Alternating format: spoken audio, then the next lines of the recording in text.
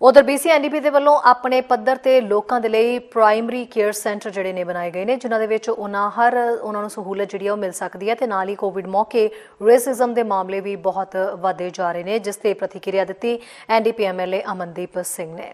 ਇਸ ਵੇਲੇ ਲੋਕਾਂ ਦਾ ਧਿਆਨ ਖਾਸ ਕਰਕੇ ਤੁਹਾਡੀ ਪਾਰਟੀ ਦੇ ਉੱਤੇ ਬਹੁਤ ਜ਼ਿਆਦਾ ਟਿਕਿਆ ਹੋਇਆ ਕਿਉਂਕਿ ਸਰਕਾਰ ਹੈ BC ਦੇ ਵਿੱਚ, ਸੋ ਉਹਨਾਂ ਨੂੰ ਉਮੀਦਾਂ ਵੀ ਤੁਹਾਡੇ ਤੋਂ ਕਾਫੀ ਹੈ। ਤੇ ਜਿਵੇਂ ਹੁਣ ਅਸੀਂ ਇਸ ਵੇਲੇ ਪੈਂਡੈਮਿਕ ਦੇ ਵਿੱਚ ਸਾਰੇ ਘਿਰੇ ਹੋਏ ਹਾਂ, ਇਸ ਮਹਾਮਾਰੀ ਨੂੰ ਲੈ ਕੇ ਜੋ ਹੈ ਕਾਫੀ ਜ਼ਿਆਦਾ ਸਵਾਲ ਵੀ ਖੜੇ ਹੋ ਰਹੇ ਨੇ। ਲੋਕਾਂ ਦਾ ਕਹਿਣਾ ਕਿ ਸਰਕਾਰ ਦੇ ਵੱਲੋਂ ਜਿਹੜੇ ਨੇ ਸਹੂਲਤਾਂ ਸਾਨੂੰ ਕੀ ਪ੍ਰੋਵਾਈਡ ਕਰਵਾਈਆਂ ਜਾ ਰਹੀਆਂ ਨੇ ਜਾਂ ਕੀ ਨਹੀਂ। ਕੁਝ ਲੋਕ ਅਜੇ ਵੀ ਇਸ ਚੀਜ਼ ਨੂੰ ਲੈ ਕੇ ਪਰੇਸ਼ਾਨੀ ਦੇ ਆਲਮ ਦੇ ਵਿੱਚ ਦਿਖਾਈ ਦੇ ਰਹੇ ਨੇ। ਤੁਸੀਂ ਕੀ ਕਹਿਣਾ ਚਾਹੋਗੇ ਇਸ ਤੇ, ਸਪੈਸ਼ਲੀ ਤੁਹਾਡੀ ਰਾਈਡਿੰਗ ਦਾ ਆਪਣਾ ਕੀ ਹਾਲ ਹੈ? ਬਿਲਕੁਲ ਰਿਸ਼ਮਨ, ਦੇਖੋ ਜਿਹੜੀਆਂ ਵੈਕਸੀਨੇਸ਼ਨ ਹੈਗੀਆਂ ਉਹ ਤਾਂ ਹੋ ਰਹੀਆਂ ਆ, right?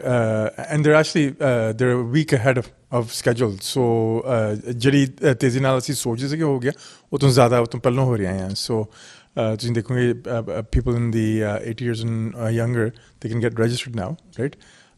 So ਉਹ ਤਾਂ ਹੋ ਰਿਹਾ ਹੈ, ਚੱਲ ਰਿਹਾ ਹੈ, ਉਹ ਤਾਂ ਨੈਸ਼ਨਲੀ ਚੱਲ ਰਿਹਾ ਹੈ। ਮੇਰੀ ਰਾਈਡਿੰਗ ਜਿੱਥੇ ਪਿਛਲੇ ਹਫ਼ਤੇ ਅਸੀਂ ਅਨਾਊਂਸ ਕੀਤਾ ਹੈ ਕਿ ਅਰਜੈਂਟ ਪ੍ਰਾਇਮਰੀ ਕੇਅਰ ਸੈਂਟਰ, ਇਹ ਅਰਜੈਂਟ ਪ੍ਰਾਇਮਰੀ ਕੇਅਰ ਸੈਂਟਰਸ ਇਸ ਤਰ੍ਹਾਂ ਦੀਆਂ ਆਰਗੇਨਾਈਜੇਸ਼ਨਸ ਹੈਗੀਆਂ ਨਾ, ਇਸ ਤਰ੍ਹਾਂ ਦੀਆਂ ਸੈਂਟਰਸ ਹੈਗੇ ਨੇ ਜਿਹੜੇ ਤੁਹਾਡੇ ਡਾਕਟਰ ਤੇ ਐਮਰਜੈਂਸੀ ਨੂੰ ਬ੍ਰਿਜ ਕਰਦੇ ਨੇ।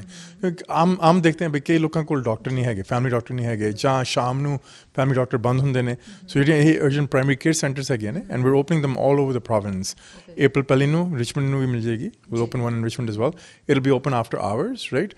So ਹੁਣ ਤੁਸੀਂ ਫਰਜ਼ ਕਰੋ ਜੇ 7-8 ਵਜੇ ਤੁਹਾਨੂੰ ਕੁਛ ਹੋ ਜਾਂਦਾ ਹੈ, ਤੁਸੀਂ ਬਿਮਾਰ ਹੋ ਜਾਂਦੇ ਜਾਂ ਤੁਹਾਡੇ ਸੱਟ ਲੱਗ ਜਾਂਦੀ ਹੈ, ਤੁਸੀਂ ਐਮਰਜੈਂਸੀ 'ਤੇ ਜਾਂਦੇ ਆ, 10-11 ਘੰਟੇ ਲੱਗ ਜਾਂਦੇ ਨੇ। And it's not that serious, right? So that is what this fills. ਜਿਹੜੀ urgent primary care centers ਹੈਗੇ ਨੇ, ਇਹ ਜਿਹੜੀ intermediate need ਹੈਗੀ ਆ ਉਹਨੂੰ fill ਕਰਦੇ ਨੇ। Not only that, ਉੱਥੇ you can get, there's nurses there, there are doctors there. You can get the whole range of treatment that you need, ਹਾਂਜੀ? So if you need an injection, if you need, including mental health services, right? So psychiatric services, mental health services, if you're needed in that, especially ਅੱਜ ਕੱਲ੍ਹ ਦੇ ਮਾਹੌਲ ਵਿੱਚ ਜਿੱਥੇ opioid crisis ਤੁਸੀਂ ਦੇਖਦੇ ਆ, it's increasing. So we thought it would be very ਜਿਹੜੇ urgent primary care centers ਹੈਗੇ ਨੇ ਉਹਨਾਂ 'ਚ mental health workers ਵੀ ਹੋਣੇ ਚਾਹੀਦੇ ਆ। So those are there as well.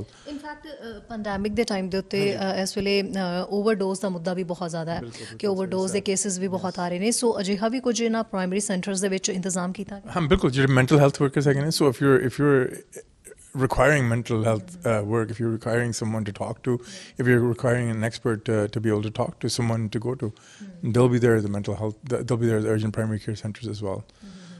So you can get the help that you need. If you need medication, if you need to be funneled somewhere else, if you need emergency treatment, then hospital page sakte ne. So there are more and more resources coming out. So BC ਦੇ ਵਿੱਚ ਹੁਣ ਅੱਗੇ ਜਿਹੜੀ ਹੈ vaccine ਕਿੰਨਾ ਲੋਕਾਂ ਤੱਕ ਪੜਾਅ ਦਰ ਪੜਾਅ ਪਹੁੰਚਣ ਵਾਲੀ ਹੈ, ਕਿਉਂਕਿ ਹੁਣ ਫਰੰਟ ਲਾਈਨ ਵਰਕਰਸ ਜਿਹੜੇ ਉਹ ਅਪ੍ਰੈਲ 'ਚ ਲੈ ਰਹੇ ਨੇ। ਸੋ ਇਸ ਤੋਂ ਇਲਾਵਾ ਅੱਗੇ ਕਿਹਦੀ ਲਿਸਟ ਵਿੱਚ ਸੂਚੀ ਹੈ? ਨੈਕਸਟ ਫੇਜ਼ ਹੈਗੀ, because we're ahead of the phase, ਤੇ ਥੋੜੀ ਐਡਜਸਟਮੈਂਟ ਹੋ ਗਈ ਹੈ। ਐਸਟਰਾਜ਼ੈਨੇਕਾ ਵੀ ਆ ਗਈ ਹੈ, there's other Johnson ਵੀ ਆ ਸਕਦੀ ਹੈ, ਸੂਨ ਉਹ ਵੀ ਆ ਜਾਏਗੀ।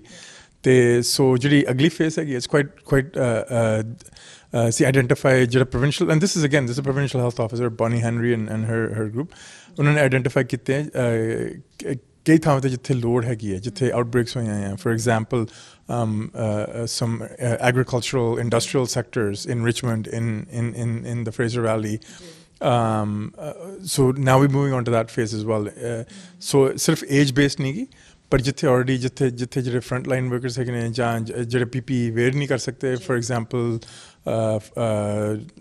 workers in the oil industry and stuff, ਉਹਨਾਂ ਨੂੰ ਵੀ ਹੁਣ ਵੈਕਸੀਨੇਟ ਕੀਤਾ ਜਾ ਰਿਹਾ ਹੈ। ਜਿੱਥੇ ਵਰਕ ਕੈਂਪਸ ਹੈਗੇ ਨੇ, ਜਿੱਥੇ ਬਹੁਤ ਲੋਕ ਇਕੱਠੇ ਹੁੰਦੇ ਨੇ, right, those are our next priority as well. ਸੋ ਅਮਨਦੀਪ ਸਿੰਘ ਜੀ, ਇਸ ਵੇਲੇ ਇੱਕ ਹੋਰ ਜਿਹੜੀ ਹੈ ਕਹਿ ਸਕਦੇ ਹਾਂ ਵੀ ਚਿੰਤਾ ਦਾ ਵਿਸ਼ਾ ਜਿਹੜੀ ਚੀਜ਼ ਬਣੀ ਹੈ, ਅਸੀਂ ਡਰੱਗਸ ਇਸ਼ੂ ਡਿਸਕਸ ਕੀਤਾ ਹੈ, ਪੈਂਡੈਮਿਕ ਆਲਰੇਡੀ ਹੈ ਹੀ ਹੈ, ਨਵਾਂ ਵੇਰੀਐਂਟ ਹੈ, ਉਹਨੂੰ ਲੈ ਕੇ ਵੀ ਕਾਫੀ ਚਿੰਤਾ। ਇਸ ਤੋਂ ਇਲਾਵਾ ਇੱਕ ਹੋਰ ਵੱਡੀ ਚਿੰਤਾ ਕਿ ਇਹਨਾਂ ਦਿਨਾਂ ਦੇ ਵਿੱਚ ਰੇਸਿਜ਼ਮ ਦੇ ਜਿਹੜੇ ਮੁੱਦੇ ਹੈ, ਮਾਮਲੇ ਬਹੁਤ ਜ਼ਿਆਦਾ ਸਾਹਮਣੇ ਆਏ। ਇਸ 'ਤੇ ਕੀ ਕਹਿਣਾ ਚਾਹੋ? ਹਾਂ, ਸੋ ਤੁਸੀਂ ਦੇਖੋਗੇ ਕੱਲ੍ਹ ਪਰਸੋਂ ਹੀ ਆਪਣੇ ਅਟਲਾਂਟਾ 'ਚ ਅੱਠ ਲੋਕਾਂ ਦੀ ਡੈਥ ਹੋ ਗਈ ਹੈ। they were murdered by a white supremacist racist. ਅਤੇ ਪੈਂਡੈਮਿਕ 'ਚ ਆਪਾਂ ਦੇਖਿਆ ਹੈ, ਸਪੈਸ਼ਲੀ ਜਿੱਦਾਂ US ਪ੍ਰੈਜ਼ੀਡੈਂਟ ਜਿਹੜੇ ਸੀਗੇ, ਉਹਨਾਂ ਦੀ ਜਿਹੜੀ ਰੈਟਰਿਕ ਸੀਗੀ ਕਾਫੀ ਐਂਟੀ ਏਸ਼ੀਅਨ ਰੈਟਰਿਕ ਸੀਗੀ। ਜਿਹੜੀ ਫਲੂ ਸੀਗੀ ਉਹਨੂੰ ਵੂਹਾਨ ਫਲੂ ਕਹਿਣਾ, ਥਿੰਗਸ ਲਾਈਕ ਦੈਟ। ਸੋ ਇਹ ਸਾਰੀਆਂ ਚੀਜ਼ਾਂ ਦਾ ਨਤੀਜਾ ਇਹੀ ਹੁੰਦਾ ਆ, it ends up in violence. Sunday, the 21st of March, is the International Day for the Elimination of Racism. So, मेरी आस है कि everybody should get together and talk about it, think about it.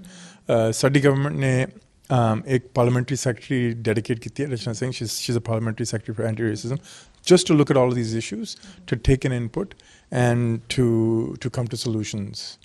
So it's very, very important that we... ਲੱਗਦਾ ਕਿ ਸਰਕਾਰ ਦੇ ਇਹਨਾਂ ਕਦਮਾਂ ਦੇ ਨਾਲ ਇਸ ਦਾ ਹੱਲ ਨਿਕਲ ਸਕਦਾ, ਕਿਉਂਕਿ ਕਾਫੀ ਜ਼ਿਆਦਾ ਮਾਮਲੇ ਵਧ ਰਹੇ ਨੇ ਔਰ BC ਸਰਕਾਰ ਤੋਂ ਵੀ ਲੋਕ ਕਾਫੀ ਜ਼ਿਆਦਾ ਉਮੀਦ ਕਰ ਰਹੇ ਨੇ ਵੀ ਇਹਨਾਂ ਨੂੰ ਕਿਤੇ ਨਾ ਕਿਤੇ ਠੱਲ ਪਵੇ। ਸੋ ਸਪੈਸ਼ਲ ਸਰਕਾਰ ਦੇ ਵੱਲੋਂ ਕੁਝ ਇਸ ਤਰੀਕੇ ਦਾ ਮਤਾ ਲਿਆਂਦਾ ਜਾ ਰਿਹਾ ਹੈ। ਬਿਲਕੁਲ, ਦੇਖੋ ਪਿਛਲੇ ਟਰਮ ਵਿੱਚ ਹਿਊਮਨ ਰਾਈਟਸ ਕਮਿਸ਼ਨਰ ਅਸੀਂ ਅਪਾਇੰਟ ਕੀਤਾ ਹੈ, to look at these things. ਇਹ ਤੋਂ ਇਲਾਵਾ ਇਸ ਟਰਮ ਵਿੱਚ specifically parliamentary secretary, anti racism ਦੀ ਪਾਰਲੀਮੈਂਟਰੀ ਸੈਕਟਰੀ ਜਿਹੜੀ ਐਂਟੀ ਰੇਸਿਜ਼ਮ ਲੈਜਿਸਲੇਸ਼ਨ ਨੂੰ ਦੇਖੂਗੀ, ਕਾਊਂਟਿੰਗ ਦੇਖ ਸਕਦੇ ਨੇ, ਤੇ ਕਮਿਊਨਿਟੀ ਤੋਂ ਆਈਡੀਆਜ਼ ਲੈ ਕੇ ਉਹਨਾਂ ਨੂੰ ਡਿਵੈਲਪ ਕਰ ਸਕਦੇ ਨੇ। we're working on that right now. It's very important for our government. ਸਾਡਾ ਹਰ ਇੱਕ ਪ੍ਰੋਗਰਾਮ ਦੇਖਣ ਤੇ ਸਾਡੇ ਨਾਲ ਜੁੜਨ ਲਈ ਸਬਸਕ੍ਰਾਈਬ ਕਰੋ ਚੈਨਲ ਪੰਜਾਬੀ ਤੇ ਨੋਟੀਫਿਕੇਸ਼ਨ ਲਈ ਬੈਲ ਆਈਕਨ ਵਾਲੇ ਬਟਨ ਤੇ ਕਲਿੱਕ ਕਰੋ।